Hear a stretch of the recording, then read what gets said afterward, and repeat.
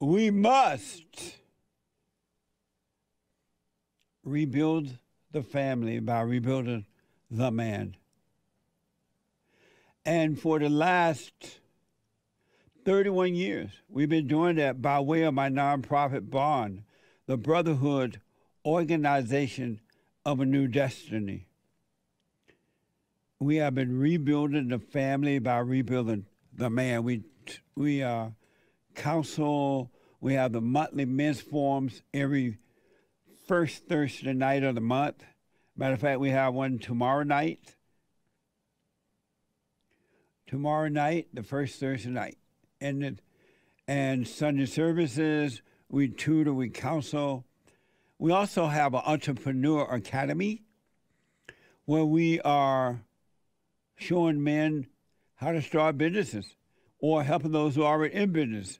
And they are part of the academy. We guide them in the right way to go. We have our academy going on.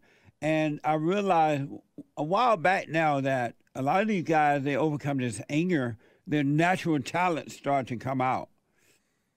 Because the only reason that one of the reasons that you don't see a lot of men, young men starting their own business is because they're angry and they can't see the right way to go. And they have not had that example in their homes while growing up. I had that example growing up that I wanted to have my own business. I was always, when I reflect on my life, I was always the kind of guy that will never try to fit in with a crowd. Just never been that way. And I've always, even in my beta days, and I've had beta days, I always tried to speak up, I remember as a kid, if an adult was wrong about something, I would speak up about it. One day, one of my aunts told me, my aunt-in-law told me, I was a kid and she said something that was wrong and I corrected her on it. She like, boy, one day your mouth gonna get you in trouble. Shut up.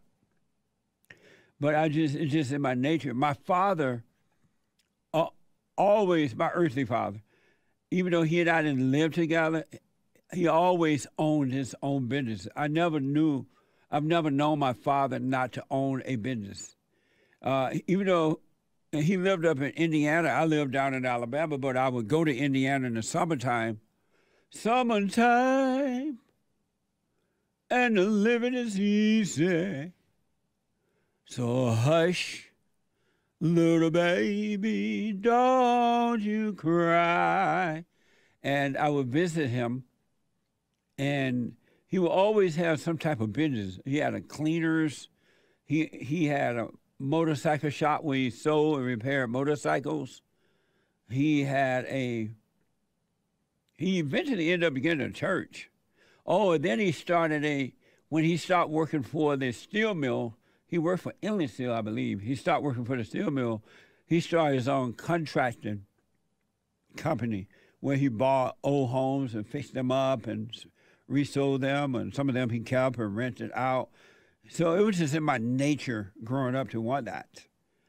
But I also had the example in Alabama where my grandparents always worked, and they taught us to work and prepared us to leave home at 18, encouraged us to buy land.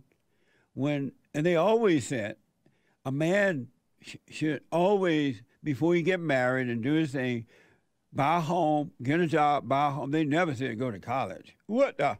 And I'm glad. But get a job, because if you have a job, you always have food on your table, right? Buy some land, buy yourself a house. And I did that. At 25, I bought my first home. It was just my nature. So a lot of these young men that have an entrepreneur academy, they didn't have that growing up. And so I started a credit union where we can loan them the money and they pay back with small interest. But the most important thing is to overcome that anger. There is no way, no how, not going to happen that you would develop into a man as long as you had anger. Because anyone male or female, that has anger has been turned away from the Father, and he's in a fallen state. He has the identity of his mother. That's why he's emotional, he's angry, he's emotional. He has doubt, worry, insecurity, suicidal thoughts, anxiety. All that is happening because you've been turned away from your earthly father. And if you don't love by your mothers and grandmothers, and if you don't love your earthly father, you would never, ever love or know God. It's impossible to know God, to be born of God and resent your earthly father. Because whether you like it or not, know it or not, believe it or not, you could either be a secular book thumper or a Christian Bible thumper. But if you have not been born again of God, it's a waste of time. Satan is still your daddy. And so we first encourage them to, as the Bible says, repent, go and forgive so God can forgive you, and he would develop you to a man. No human being can do that. Even if you had a father in the home or your mother, and they taught you to work hard, to save your money and all those things, that is not going to develop you into a man, because you are a spirit, and only the spirit of the Father can cause you to become a man. You can't do it, all right? So that's why we encourage them to go and forgive so that God could forgive them and return to the Father. You must be born of the Father. You were born of the mother, flesh and blood, and you're dying. All that insecurity and drug use and all that comes from being born of the mother and turned away from your father. But once you turn back to your Father, then all that will change. The Father in you will cause you to overcome that, because the sin is not the stuff you're into or whatever you become. The sin is the anger, the evil of the heart. Anyone who has anger is evil. Anyone. And they cannot be trusted. At some point, you will see that. And so we encourage them to overcome. I'm a living witness that once you return to the Father, you will become a man, a son of God. My biblical question is, what is a man, right? What is a man? I want to play this if poem for you. And in this if poem by, what's that guy's name? Rudyard Kipling. It's an amazing video that was put together, and it explained perfectly what happens when you return to the Father. Because all this other junk that you're doing, the gossiping, the hating your fellow man, the judging yourself and others, the drug use, the homosexuality, the lesbian, and all that is happening because you've been turned away from the Father. Black people blaming white people for being losers, making up these fairy tale ideas about racism and systemic racism and critical race theory and all that crap is coming from fallen state people, people whose hearts are wicked. They have no love. Satan is their daddy, passed down from their mothers. Really. I want to play this for you, and then I'll take some calls on this, because it is Men's History Month, Happy Men's History Month, August, and this is a man history moment. And listen closely to this poem if you have not heard it. It is what you will become as a Christian and as a man. When you become a man and when you return to the Father, these things will naturally happen for you. It will change your life. Watch this and listen. If, by Rudyard Kipling. If you can keep your head, if you can bear to hear the truth you've spoken, twisted by knaves to make a trap for fools, or watch the things you gave your life to broken, and stoop and build them up with worn-out tools, if you can make one heap of all your winnings, and risk it on one turn of pitch and toss, and lose and start again at your beginnings and never breathe a word about your loss.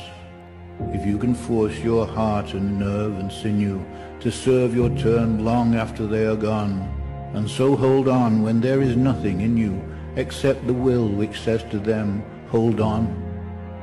If you can talk with crowds and keep your virtue, or walk with kings, nor lose the common touch, if neither foes nor loving friends can hurt you, if all men count with you, but are none too much, if you can fill the unforgiving minute with 60 seconds worth of distance run, yours is the earth and everything that's in it.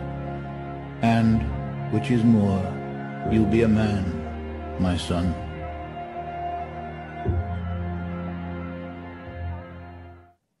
Amazing. So when you return to the Father, you would naturally become that way. God would cause your inner self to become that way. Just as Satan is your daddy now due to being born of the woman and then returning away from your father, you're insecure, you're jealous, you're envy, you worry, you doubt, anxiety, all kind of mess, right? So Satan is causing you to become that way. You're not in control of that. That's why no anxiety medication or anything can make it better, because it's a spirit.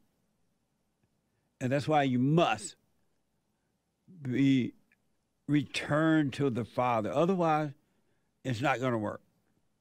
You're going to live a miserable life because in reality, you are dying. You're not living. But when you return to the Father, you will become alive. You have natural energy because you're of love. You're of the Father. And you have no anger toward yourself or anyone because now you can see and you understand. And God will cause you to develop into enduring all things. Be patient with that because you overcome the old habits and the old ways. He will cause you to become strong. That's why I tell a lot of men and women, because once they wake up, they can see, but they think everything else is done too. It's not. Now you got to endure, and enduring, you overcome. And don't complain about enduring. Count it all joy when you're feeling the pain. Tribulations work as patience in your life. So when you feel like, I just can't go on, I can't handle this anymore, do what you want, but rather than run into some stupid person with a degree and they dumping pills down your throat, relax and take the pain. It's ego dying. If you have a sickness or illness, go to a doctor if you want. But the ego pain, no one can do anything about that. And so when tribulations come, meaning situations, feel about those situations in the same way you feel about the so-called good times, because they're both imposters. And you shall become an if person. Really. You would naturally develop into that. I learned that the hard way because I didn't have anyone to tell me this. I had to learn the hard way by going through it. Because it just made sense. I knew no human being can change it. There was nothing they can do about it, so why complain? But quietly endure the pain of dying. The ego is dying, and not you. And it comes from what you believe. Whatever you believe is building the ego, and that's not you. And one other quick thing I've been talking about in church lately, when you become back to the Father, when you return to the Father, as God said, there will come a day when I'll return the children to the fathers and the fathers to the children.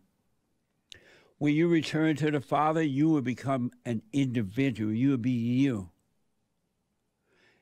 You won't try to fit into the tribe. You won't identify as black or white or Mexican or Japanese or Chinese. You wouldn't try to fit into the culture. You would just be you. And they will hate you for that. Because one thing, amongst many things, that tribal people hate is that individual that refuses to be a part of the tribe, that brainwashing mentality. Anyone that fits into the crowd is beta. You're weak. You're pathetic. And your path is doomed to destruction because everything that crowd going to go through, you will too. And there's no end to the destruction. You don't want to fit in with a crowd. Don't try to make yourself not fit in, but do not make yourself fit in. And you will be guided. And you will love being you, an individual. There's nothing like being you. And once you overcome that anger, being alone wouldn't bother you because you know God is with you, and you're never alone. And all the people that turned against you, or family members or whomever, you wish them well because they had no love. And be glad to see that. Because before you thought they were family members or you thought they were friends. They were not.